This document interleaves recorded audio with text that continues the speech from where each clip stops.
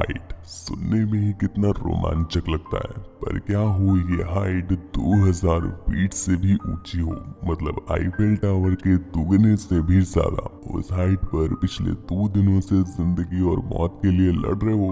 तुम्हें बचाने वाला भी कोई नहीं है, न खाने को है न पीने को। सुनकर ही रूह कांप जाती है, पर अगर नहीं कांपी हो तो मूवी देख लेना, कांप जाएगी। तो मूवी स्टार्ट होती है और हम एक कपल को माउंटेन क्लाइंबिंग करते हुए देखते हैं, जिनका नाम बैकी और डैन होता है।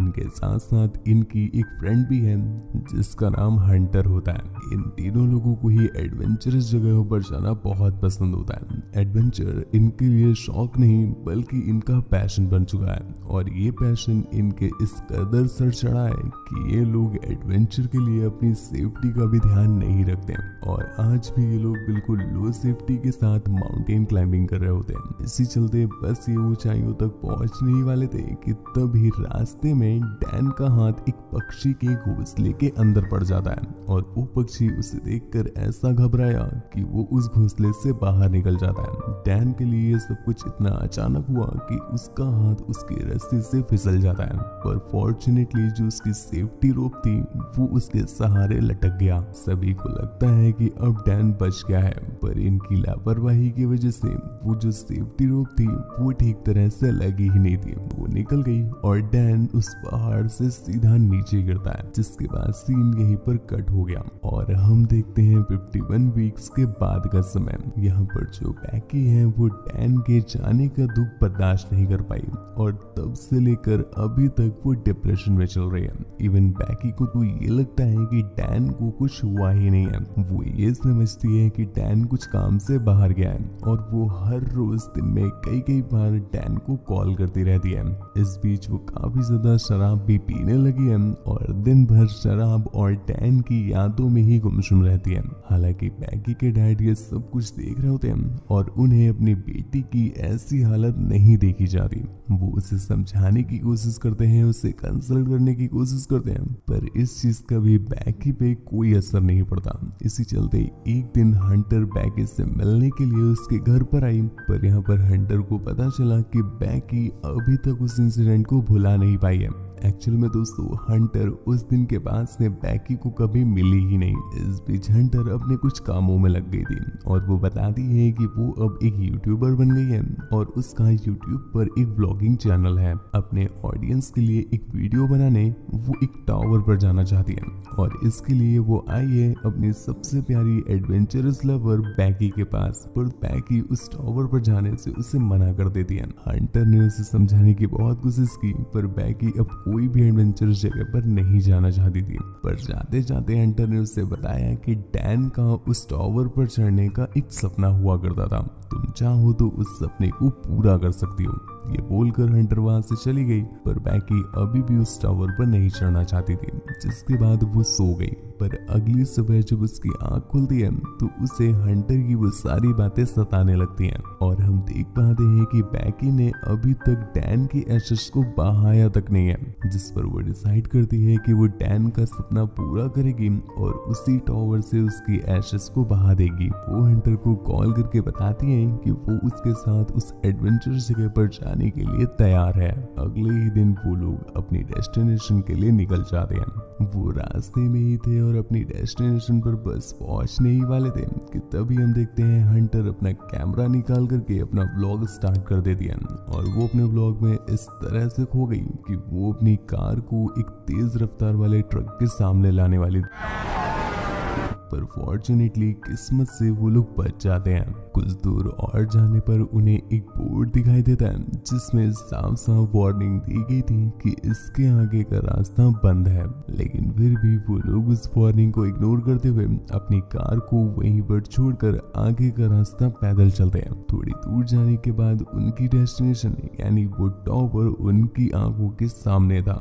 अब ये टावर बैकी की सोच से बिल्कुल अपोजिट था। बैकी ने उस टावर की हाइट जितनी सोची थी ये तो उससे भी कहीं गुना ज्यादा है। इसके साथ साथ ये टावर इतना ज्यादा कमजोर है कि हवा के प्रवाह से ये टावर हिल रहा है। इसमें इतनी ज्यादा जंग लगी हुई है कि 10 सेकंड के लिए भी इसका भरोसा नहीं कर सकते। पर हंटर तो इसके ऊपर चढ़ के इस पर ब्लॉग बनाना चाहती है। बैकी को ये चीज बिल्कुल समझ नहीं आती और वो उसे इस चीज के लिए मना कर दिया। पर हंटर इतनी दूर से चल कर आई है और वो खाली हाथ यहाँ से वापस नहीं जाएगी, जिस वजह से वो बैकी को मोटिवेट करती है और उससे कहती है कि तुम बस मेरे पीछे पीछे चलो, कुछ भी नहीं होगा। हंटर के इतना ज्यादा कहने पर बैकी भी उसे मना नहीं कर पाती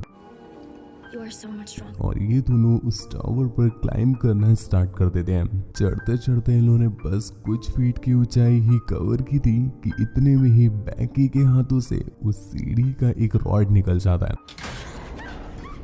ये देखकर बैकी बहुत डर जाती है, जो कि लाजमी भी है क्योंकि इस टावर पर भरोसा नहीं किया जा सकता। पर हंटर तो इस तरह बेफिक्र हो गई है कि उसे इन सब चीजों की कोई फिक्र नहीं है। वो बैकी को कंटिन्यू चढ़ते रहने के लिए कहती है। बैकी भी इतना ऊपर आ चुकी थी कि अब उसके पास और ज्यादा ऊपर चढ़ने के अलावा कोई ऑप्शन भी नहीं था, तो वो हंटर की बात मान के हिम्मत करते हुए ऊपर चढ़ने लगती है। कुछ ही देर में वो लोग टावर की हाइट तक पहुंच गए और अब इसके बाद इन्हें बाहर की लगी हुई सीढ़ियों से ऊपर चढ़ना था। हालांकि चढ़ना तो इन्हें बस 200 फीट ही था, पर ये एक्सटर्नल वाली सीढ़ियां इतनी ज्यादा भयानक थी कि इन पर चढ़कर अगर नीचे देख लिया ये मौत से कम नहीं है। पर दूसरी तरफ हंटर, जिसे इन सब चीजों में बहुत मजा आ रहा है और वो बैकी को सताने के लिए चढ़ते चढ़ते सीढ़ियों को हिलाती रहती है। टावर इतना ज्यादा कमजोर होता है कि वो बस हंटर के वेट से पूरा हिलने लगता है। बैकी को इससे बहुत डर लग रहा था, वो उससे रिक्वेस्ट भी करती है कि ये सब ना करे, पर हंटर को तो अभी बस मजा आना स्टार्ट ही हुआ है। इसी बीच उनके रास्ते में एक एंटीना आ गया।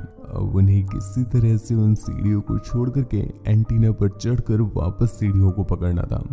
इतने 1000 फीट ऊपर ऊंचाई पर ये करना मौत के साथ खेलने से कम नहीं था, लेकिन फिर भी हंटर हंसते हंसते बिल्कुल मौज में उस एंटीने को पार कर जाती है और उसके पीछे पीछे बैकी को भी किसी तरह उस एंटीने को पार करना पड़ा। अब फाइनली वो लोग उस टावर के ऊपर चढ़ने ही वाले हैं। हंटर इस चीज से इतना ज्यादा खुश होती है कि वो खुशी की वजह से उस सीढ़ी को जोर जोर से हिलाने लगती है और शायद यही उसने सबसे बड़ी गलती कर दी।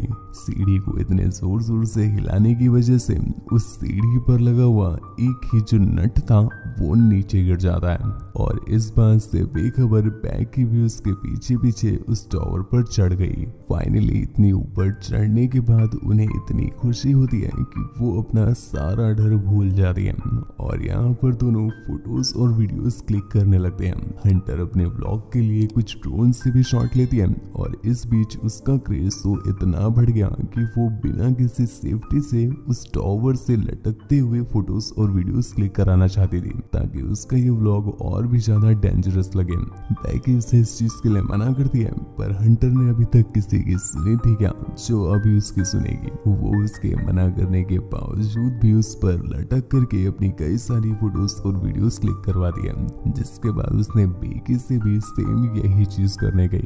पहले तो बेकी हेजिटेट कर दिया, पर फिर उसके बार बार कहने पर वो भी उसके साथ वैसे ही फोटोज और वीडियोस क्लिक कराने लगती है। अब तक बैकी का भी डर पूरी तरह से खत्म हो चुका है। कुछ देर वहां पर एंजॉय करने के बाद बैकी भी जो अपने साथ ऐश लाई थी वहीं पर छोड़ देती है और फिर ये दोनों डिसाइड करते हैं कि अब ये नीचे उतरेंगे। हंटर के कहने पर सबसे पहले बैकी नीचे उतरती है और उसकी सेफ्टी रोप हंटर से जुड़ी हुई थी, पर बैकी ने जैसे ही पहला कदम उस सीढ़ी पर रखा, स्क्रू बोल्ट ना होने की वजह से वो सीधा नीचे की ओर जाने लगती है। उसके साथ साथ हंटर भी नीचे आने ही वाली थी कि सही समय पर वो उस पोल को पकड़ लेती है। सबसे पहले उसने अपनी सेफ्टी रोप को वहां पर बांधा और फिर किसी तरह से बैकी को ऊपर खींचती है। खैर हंटर ने बैकी को बचा तो लिया, पर अब ये करे क्या इन्हें भी समझ नहीं आ रहा। ये इतनी ज्यादा ऊंचाई पर है कि यहाँ पर सेल फोन में सिग्नल्स भी नहीं आ रहे और इतनी ऊंचाई से नीचे उन्हें कोई देख भी नहीं पाएगा। काफी देर तक ये परेशान होते हैं कि तभी इनकी नजर पड़ी पास में ही रखे हुए एक इमरजेंसी बॉक्स पर। उसे खोलने पर इन्हें एक फ्लेयर गन मिली, इसके साथ साथ एक दूरबीन मिलती है। काफी देर तक वेट करने के बाद इन्हें अब भूख और प्यास भी सताने लगी थी। तभी इन्हें ध्यान आता है कि वो बैग तो बैकी के पास था। नीचे देखने पर पता चला कि वो बैग तो नीचे वाले एंटीना में फंस गया। एक्चुअल में बैकी जब नीचे उतर रही थी तो वो बैग लेकर उतरी थी और सीढ़ियों से फिसलने की वजह से वो बैग उसी एंटीना में छूट गया। बैकी को भी काफी गहरी चोट लग गई थी और फोन पे नेटवर्क्स भी नहीं आ रहे थे कि तभी हंटर ने नोटिस किया कि उसकी एक पोस्ट जो उसने अभी रिसेंटली ही डाली थी उस पर कुछ लाइक्स और कमेंट आए हुए हैं। मतलब कुछ देर पहले नीचे सिग्नल आ रहे थे। तो वो डिसाइड करते हैं कि वो एक रस्सी की हेल्प से अपने फोन को नीचे भेजेंगे और उससे पहले वो उसमें एक इंस्टाग्राम पोस्ट कर देंगे। वो नीचे जाते ही जैसे ही नेटवर्क रेंज में आएगा वो पोस्ट अपने आप ही पब्लिक हो जाएगी, जिस वजह से कोई भी उस पोस्ट को पढ़ेगा तो उनकी हेल्प करने के लिए यहाँ पर आ जाएगा। हालांकि प्लान तो बहुत अच्छा था, जिसे सफल करने के लिए हंटर उस फोन को लेकर के उस टूटी हुई सीढ़ी में लटक जाती है, पर अनफॉर्चुनेटली उसमें अभी भी कोई सिग्नल नहीं आते। जिसके बाद हंटर किसी तरह से ऊपर आई और अब ये लोग सोचने में लग जाते हैं कि क्या करें। तभी इन्होंने एक आइडिया निकाला कि वो लोग फोन को अगर किसी तरह से नीचे पहुंचा दें तो शायद इनका काम बन सकता है। जिसके बाद हंटर ने एक शू को लेकर के उसके अंदर फोन को डाल दिया ताकि नीचे गिरने पर फोन टूटे नहीं। जिसके बाद वो लोग उस फोन को उस जूते में डाल करके नीचे फेंक देते हैं। खैर इतने में ही बैकी की नजर पड़ती है एक बंदे पर जो कि उनके ही टावर के पास में खड़ा हुआ था। वो लोग उससे हेल्प मांगने के लिए काफी शाउट करते हैं, ऊपर से नीचे सामान भी फेंकते हैं, लेकिन इतने सारे एफर्ट का कोई फायदा नहीं होता। वो बंदा पहली बात तो उन्हें उतनी ऊंचाई पर देख ही नहीं पाता और उसे जब वो सामान मिला तो वो इग्नोर कर देता है। यहाँ पर बैकी उस फ्लेयर गन के थ्रू उसे इशारा देना चाहती थी, पर हंटर ने उसे ये करने से रोक दिया क्योंकि इतने दिन में वो फ्लेयर गन अगर चला भी देती है तो वो किसी को दिखेगी नहीं। ऐसे में एक ही फ्लेयर गन है और ये लोग इसका रिस्क नहीं लेना चाहते। कुछ ही देर में रात हो गई और तभी इनकी नजर पड़ती है दो लोगों पर जो कि थोड़ी दूरी पर खड़े हुए थे। अब हंटर को भी सही समय लगता है फ्लेयर गन चलाने का, तो वो उन्हें इशारा देने के लिए फ्लेयर गन चला देती है, पर अनफॉर्चुनेटली वो दोनों चोर होते हैं और उसकी फ्लेयर गन से इशारा पा करके वो उनकी कार को ही उड़ा ले जाते हैं। इन दोनों की जो आखिरी होप थी फ्लेयर गन अब वो भी खत्म हो चुकी है। जिसके बाद ये लोग किसी तरह से रात गुजारते हैं और अगली सुबह अब इनकी भूख इन्हें काटने दौड़ रही है। जिस पर हंटर डिसाइड करती है कि वो अपनी जान पर खेलते हुए किसी तरह से खाना लेकर आएगी क्योंकि भूख की ये मार उससे झेली नहीं जा रही। सेफ्टी रोप की हेल्प से वो उस टावर से नीचे लटक कर उस बैग के पास पहुंची, पर सेफ्टी रोप काफी ज्यादा छोटी थी, इस वजह से वो उस एंटीना तक नहीं पहुंच पाती और उसे कूद करके उस एंटीना पर लैंड करना पड़ा। किस्मत अच्छी थी कि वो सीधा एंटीने पर ही लैंड कर दिया। जिसके बाद उसने उस बैग से एक सेल्फी स्टिक निकाली और उस सेल्फी स्टिक की हेल्प से वो उस बैग को उस सेफ्टी रोप पे टांग देती है। पर वही प्रॉब्लम, उस सेफ्टी रोप उससे काफी दूर थी, जिस पर वो इतनी ऊंचाई पर खड़े होकर के अपनी जान का रिस्क लेती है और एक बहुत बड़ी जंप लगाकर सीधा उस बैग को पकड़ती है। फॉर्चुनेटली वो उस बैग को सक्सेसफुली पकड़ लेती है। ऊपर से बैगी भी उसे खींच करके टावर पर लाने की कोशिश कर रही थी और हंटर ऑलमोस्ट टावर तक पहुंच गई थी कि इतने में ही उसकी पकड़ छूट गई और वो सीधा टावर से नीचे गिरती है। बैंगी को लगा कि हंटर गई, पर अगले ही पल उसने नोटिस किया कि हंटर गई नहीं है, उसने सेफ्टी रोप को पकड़ रखा है, बस उसके हाथ घिस गए हैं। जिसके बाद वो किसी तरह से पूरी ताकत लगाते हुए हंटर को ऊपर खींचती है और उसके बैग से पानी निकाल कर पीती है। हंटर के बैग भी उन्हें वो ड्रोन भी मिल गया, जिसमें वो लोग हेल्प नोट लगा करके उस ड्रोन को दूर भेजते हैं हेल्प के लिए। पर अनफॉर्चुनेटली उसकी बैटरी भी खत्म हो चुकी थी क्योंकि हंटर ने अपने व्लॉग के लिए सारे शॉट जो ले लिए थे तो उन्हें बीच रास्ते में ही उस ड्रोन को वापस बुलाना पड़ा। यहाँ से बचने की जितनी भी ये मेहनत करते हैं वो सारी बेकार हो जाती है और इसी तरह से कुछ समय के बाद एक बार फिर से रात आ जाती है। पर इस रात बैकी को बहुत ही अजीब तरह के नाइटमेयर आ रहे थे, जिसमें उसने देखा कि उसकी फ्रेंड हंटर ने दम तोड़ दिया है और चील का हुए गिद्ध जो है वो उसकी बॉडी को खा रहे हैं। खैर अगले ही पल उसे होश आया और वो हंटर को बिल्कुल सही सलामत देखती है। यहाँ पर बैकी टावर पर लगे हुए एक लाइट को नोटिस करती है, जिस पर अगली सुबह हंटर ने उसे मोटिवेट करते हुए कहा कि वो उस टावर के ऊपर चढ़ जाए और उस लाइट के बल्ब को निकालकर वो अपने ड्रोन को चार्ज कर सकती है। हालांकि ये चीज बहुत ज्यादा रिस्की थी, पर इसके अलावा इनके पास कोई ऑप्शन भी नहीं है, तो ना चाहते हुए भी बैकी को ऊपर चढ़ना पड़ता है।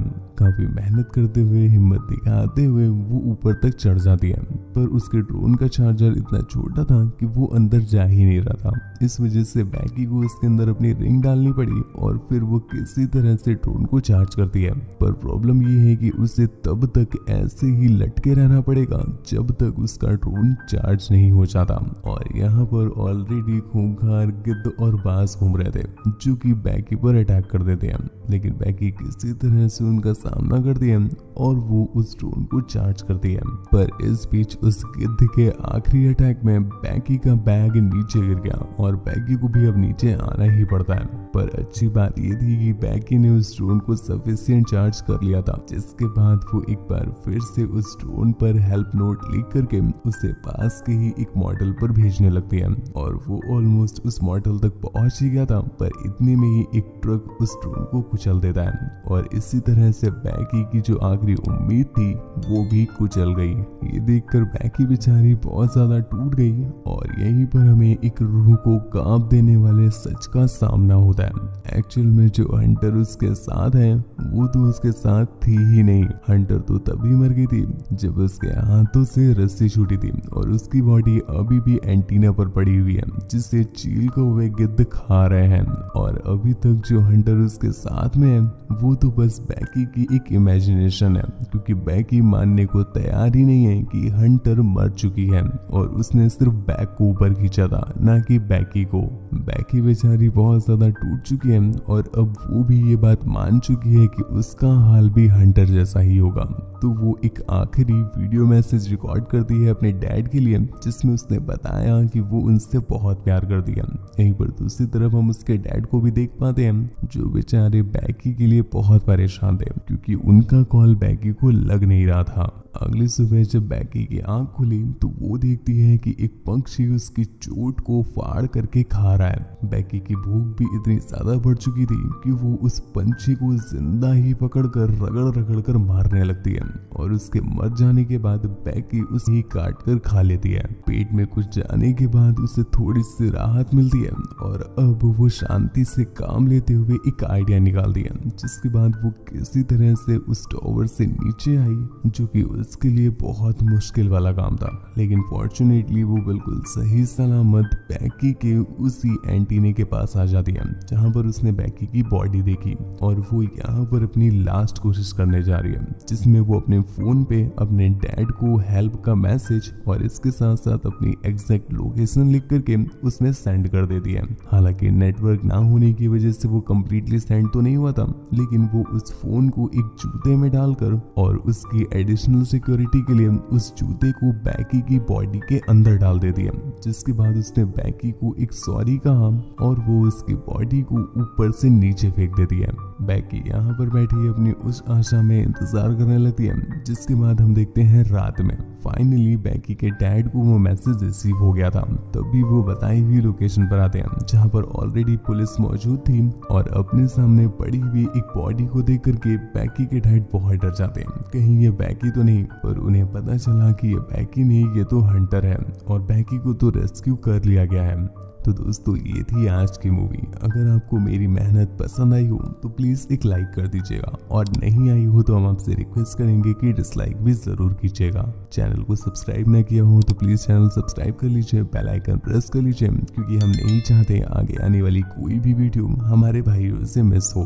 मुझसे बात वगैरह करना चाहते हैं या आप मुझे देखना चाहते हैं तो आप मुझे इंस्टाग्राम पर फॉलो करके मैसेज कर सकते हैं। मेरी इंस्टा आईडी है आपका शिवाय, जो कि आपको स्क्रीन पर दिख रही है और लिंक नीचे डिस्क्रिप्शन में दिया हुआ है। तो आज के लिए बस इतना ही। Thank you, bye bye.